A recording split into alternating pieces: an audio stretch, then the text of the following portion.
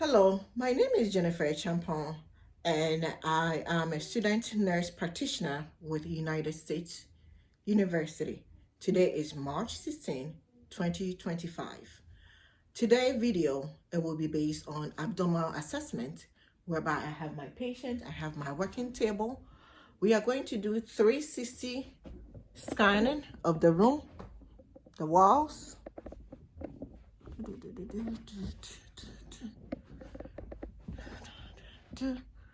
And this is my working table right here. And I scan my floor.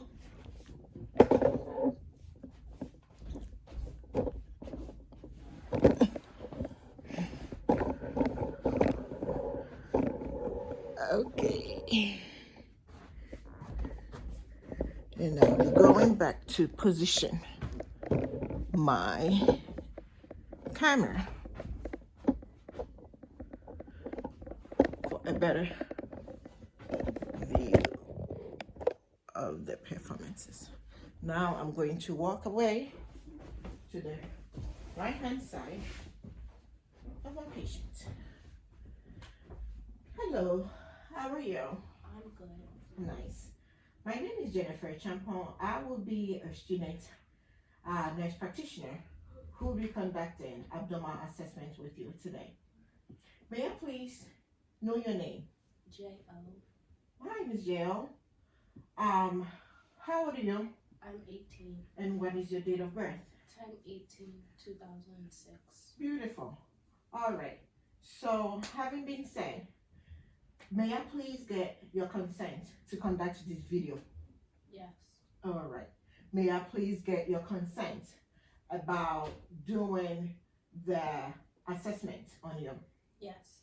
And also may I get your consent again to upload this video on the YouTube, whereby it will go as unlisted under YouTube for my teacher to get access to conduct this as a school work.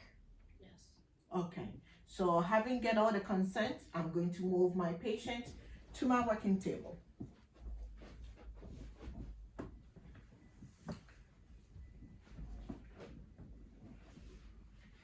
All right. I will position my patient for a comfortable position with head resting on the pillow, and then the knees of it also resting on the pillow, with arm on the side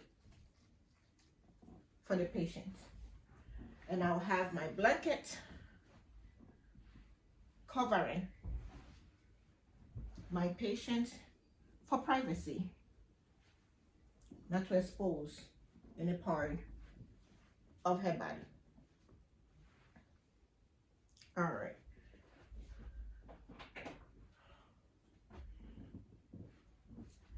The next assessment is I'll do my hand washing.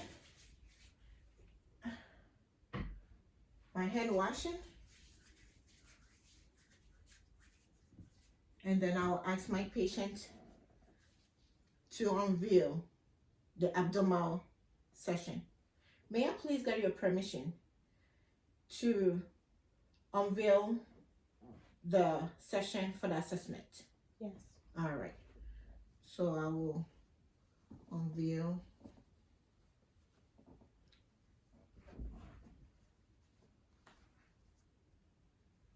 then bring up the session that I need for the assessment.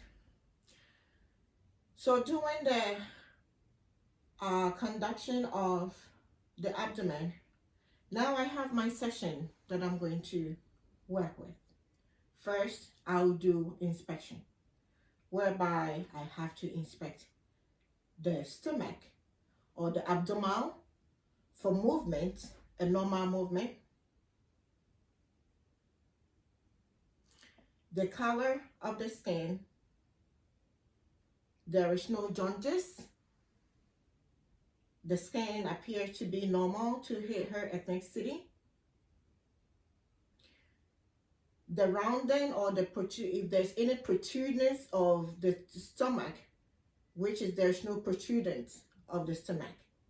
The umbilical cord or the umbilicals is also look normal, no redness, no discharge. There's no stretch marks.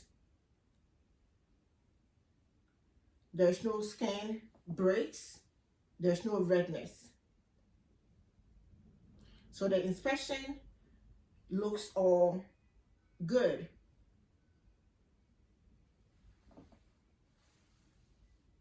So the next step is auscultation.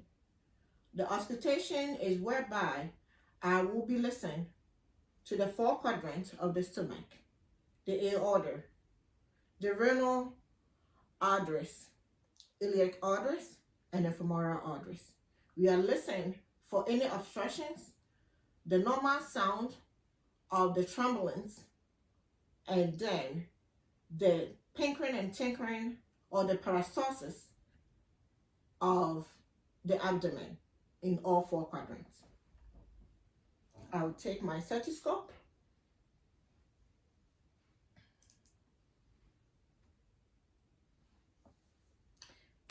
and then use the diaphragm to listen to all four quadrants.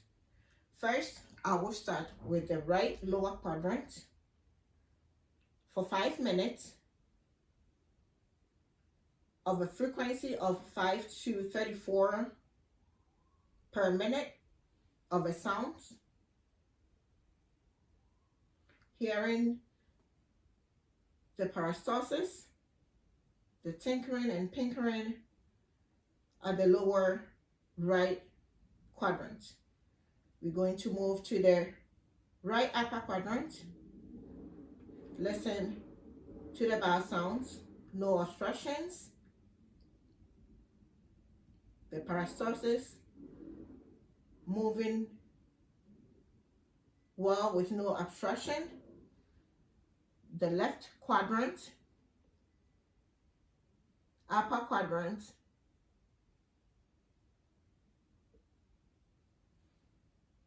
the frequency, it's all good. And the lower left quadrant, that also has the 5 to 34 frequency per minute. So listen to all the four quadrants. The sounds of the peristalsis appears to be all normal, and it's here and there's no obstructions. Now we are going to locate the aorta. The aorta is located in between the xiphoid process and then above of the umbilicus, where we're going to listen to the aorta. Listen for it. We have to listen the blood flow, which is the turbulence of it. Good. We are going to move to the right renal aorta.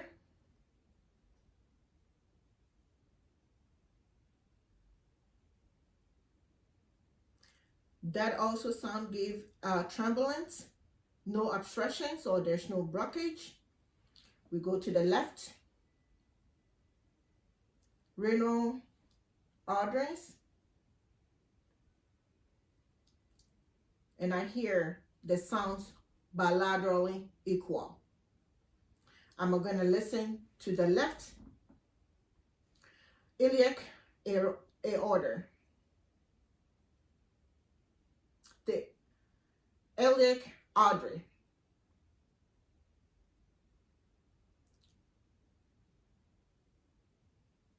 Which also located on the left lower quadrant area. The right iliac artery located on the lower right quadrant. Bilaterally, all the sounds is turbulent. There is no blockage or obstructions. We are now going to listen to the femoral, the left and then the right femoral.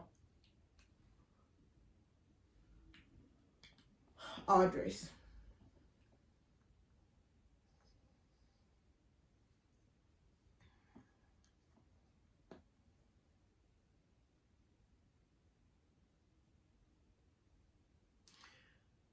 The sound also is brewery, which also is trembling. There's no blockage, whereby the right femoral artery is flowing, the blood is flowing there well. We are going to go to the femoral artery on the left side.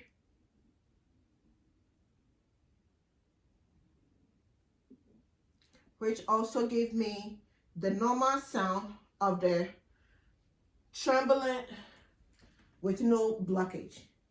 So as we have listened to the sounds with all the 4 quadrants, the aorta, the arteries, the renal artery, the iliac artery, and femoral artery, bilaterally, all the sounds, it gives me tremblance. There is no blockage, there is no obstructions.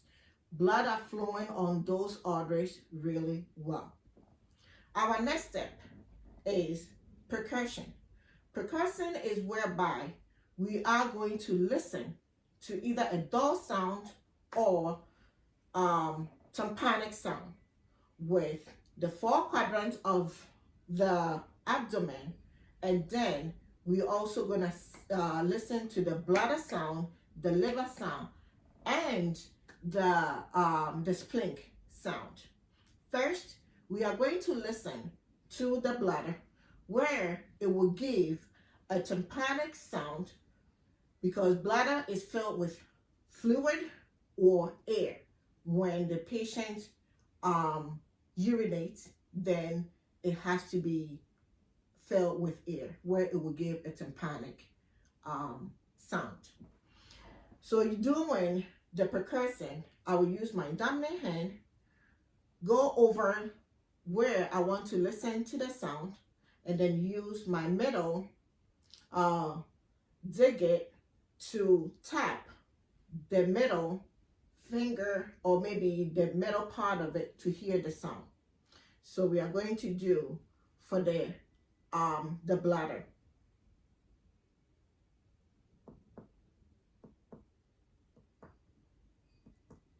On top of the bladder, I hear tympanic sound. All right, I am going to move to the 4 quadrants, from the right lower quadrant to the right upper quadrant, until I will hear the dull sound to know the location of the liver.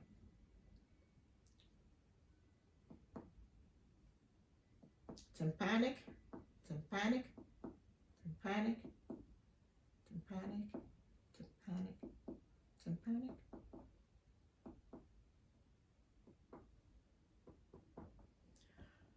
So percussion from the lower right quadrant to the upper right quadrant get to the rib cage area, whereby it is the right mid clavicle above of the rib cage. That is where I hear the dullness. Now I am going to move in between, which is the intercostal rib, between the 9th, the 10th, and the 11th, and then percuss for the liver. I will be using the measuring line of the right mid-clavicle line to the right upper quadrant, counting in between the 9th, the 10th intercostal space,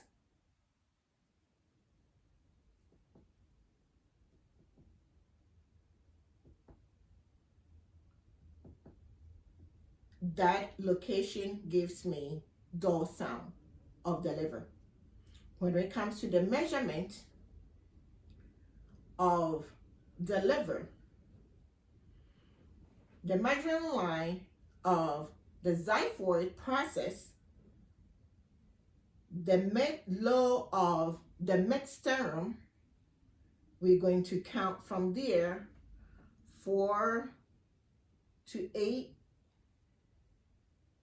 centimeters for the liver borderline.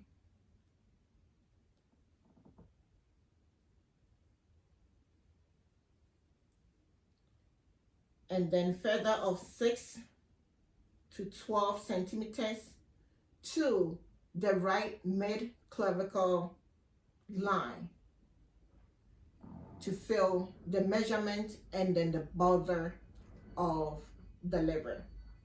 And in between there, we will percuss again where it gives a dull sound. All right. So now we will move in to the left side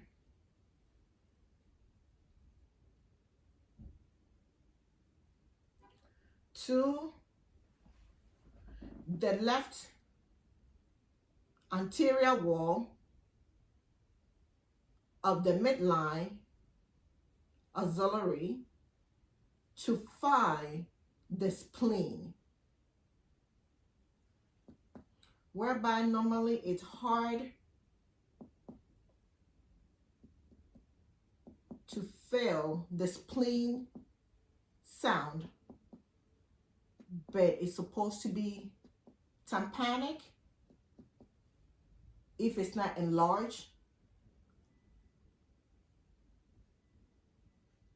whereby I feel as a tympanic in between the 6th intercostal space. All right, so having been percussing with all those organs, the liver gave tympanic sound, the spleen also gave tympanic sound, the tympanic sound, and then the bladder also gave dull sound. So our next step is doing a light palpitation. Palpitation is whereby you will palpitate to feel light. The light palpitation gives knowing where there is a mass, there's a tenderness, or maybe there's obstructions in the abdomen. The deep palpitation will give you the deeper to fill the organs such as the liver or the kidney and the spleen, or if there's any masses or any tumor or anything, just to know the location of that. And one thing is that if there is a order that seem to be swollen or seem to be obstruction, you try not to do a deep palpitation. All right, so first we are going to do a light palpate.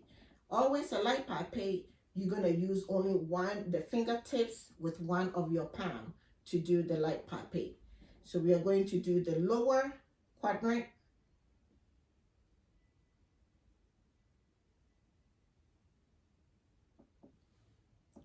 on the left upper quadrant,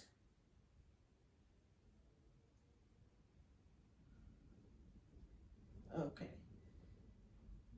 and then the right quadrant. Do you feel any pain? No. So doing the light palpitation, patients say that there's no pain feeling in any of the quadrants. The lower, the upper of the left and the right. So bilaterally, patient feeling no pain. And there's no tenderness as I palpate lightly. So as this being done, we are going to do the deep palpitation, whereby the deep palpitation, I will use one of the hand above the dominant hand and then go much deeper at the lower right quadrant where I'm palpating for appendix. Let's say the appendix at that location, and then palpating the liver to feel any masses or any pain. Do you feel any pain here? Is any pain? No. Do you feel any pain? No. All right.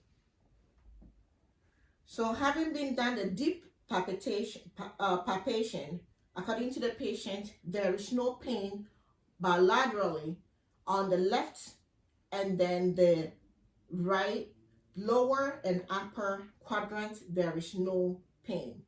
On my palpitation, I felt no tenderness, no masses on all four quadrants. All right.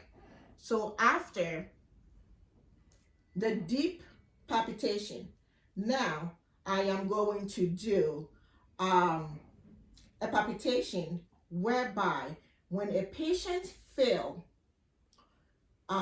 pain at the liver area by the inspiration, where for me to know the borderline of the liver, and then if the patient experience pain over there, I can also know if there is something going on that area.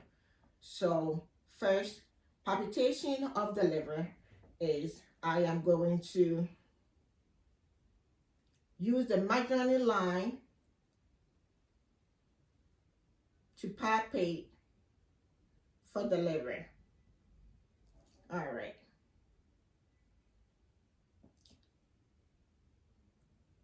So from there, whereby I find it on the upper right quadrant, side by side of, I will ask the patient to inhale, to take in a deep breath, and then for me to feel the borderline or the edge of the liver. Taking a deep breath. Okay, let go. All right. So when the patient taking a deep breath and then breathe out, I felt the liver edge sink through my hand, whereby it touched the fingertip of my hand. When I use my hand side by side doing the hawking technique to feel the borderline of the liver. Please take in a deep breath. Okay, nice.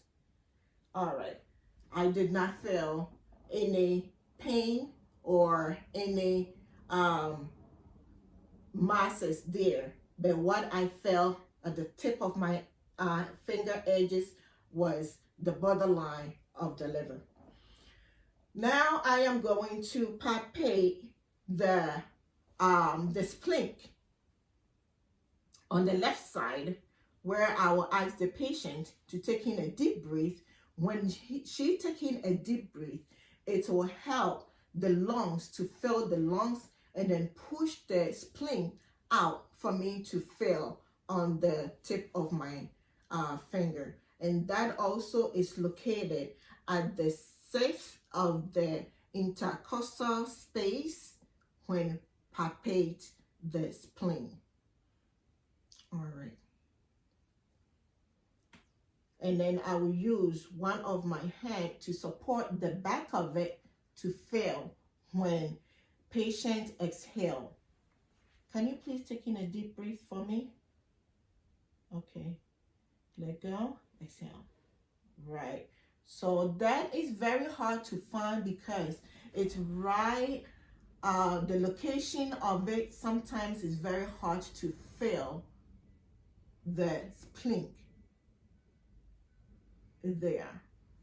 Okay, so all the measurement, palpating of the patient inspiration and the palpation of the um, patient inspiration to locate the liver and then the spleen on the right and then the left of the abdomen.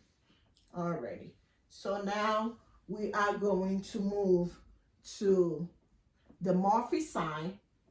The Murphy sign, it's a technique whereby we can find out if the gallbladder is inflamed or there is a pain located on the right upper quadrant of the liver.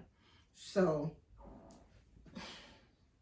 the Murphy sign, we are going to the location of the upper right quadrant of the patient's abdomen, whereby I will look into where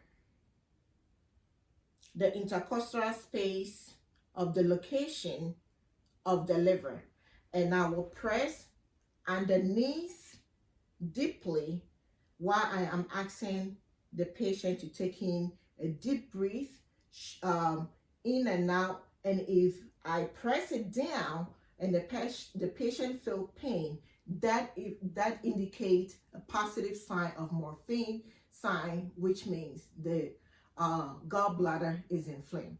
So now I am going to palpate down as we weigh that I found the borderline for the patient to take in a deep breath. Okay, can you please take in a deep breath? Do you feel any pain? No. Okay, thank you.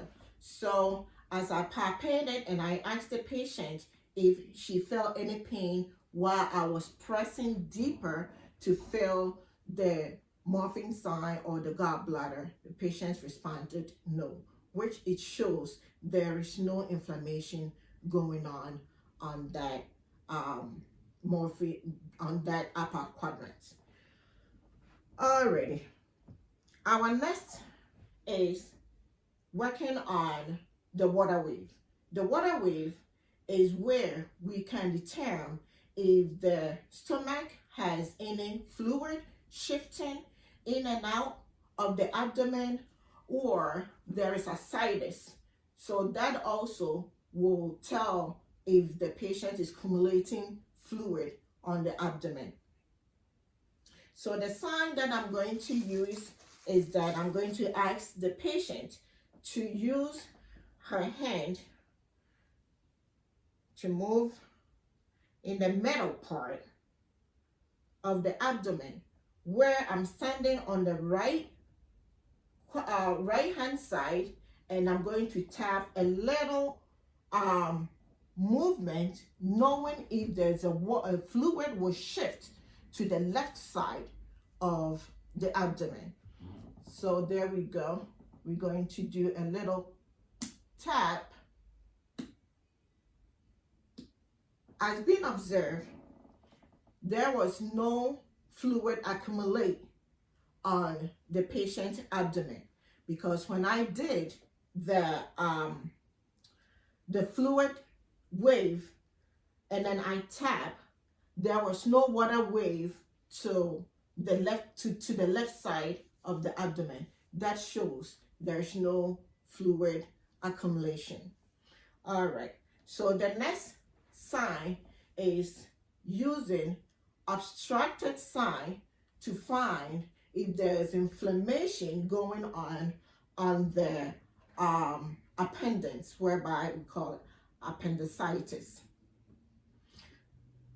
Knowing of the appendicitis, we are going to locate the Mark-Brady sign, where it's located at the iliac crest area. Let's say the 45-degree angle of the iliac area. So at that point, I will ask the patient by using one of the signs to determine if there's any inflammation going on at the the appendicitis area.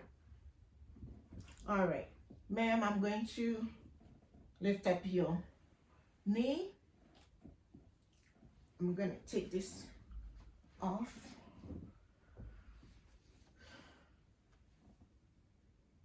All right, I'm going to rotate your leg inward and outward. If you feel any pain at this femoral area, please let me know. Okay, so we will pick up the leg and then we move inwardly. Do you feel any pain? No. Do you feel any pain? No. Okay.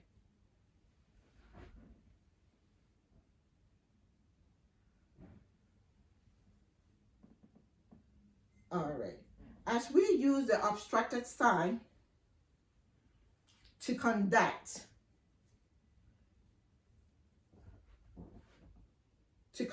any special test, there is no signs of inflammation of the appendix. So the patient responded, there is no pain when the leg was rotated inwardly and outwardly, or internal and then external. There was no pain on that. All right, I will ask the patient to sit up. So sitting up, that gave us the back level of conducting CVA, whereby that is the intercostal, where we can assess the kidney, the flank area, if there is any inflammation going on or there is no inflammation going on, which is the CVA, tenderness or non-tenderness. So at that level, we are going to find the flank intercostal marginal line of the kidney, and then we're going to cover one of the kidney with our dominant hand, and then we strike one strike. If the patient is experiencing pain, the patient will jump or maybe will feel there's a pain going on that area. That is when we will find out there is a pain going at the kidney area or the flank area, which is the costal vestibular area. All right, so do you feel any pain, ma'am? No. Do you feel any pain? No. On both sides? Okay. As we perform the CVA tenderness, patients responded there is no pain. So as palpate also on that area, there is no tenderness on the CVA. Thank you so much. You can lay there. So as all the conducting of the abdomen, the CVA, the liver, the spleen is performed, I would like to say thank you. And this is the end of our abdominal assessment. So ma'am, you may get up.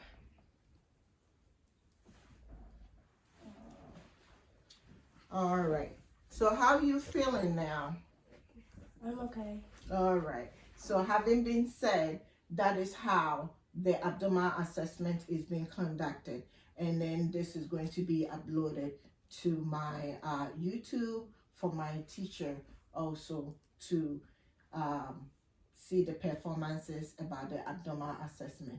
Nice to meeting you and hope to see you back again. Thank you. Thank you. You have a good day. You too. All right. Now I'm about to pause